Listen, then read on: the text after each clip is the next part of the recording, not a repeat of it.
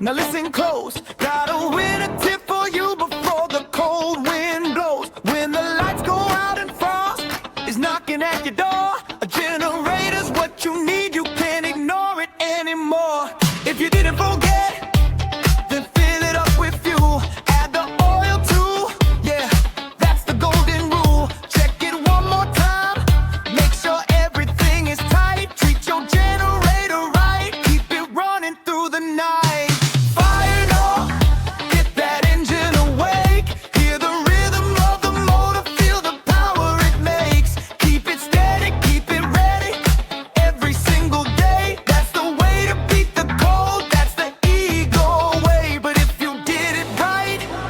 Your buddy won't ignite. No matter how he pulls, it just won't start tonight.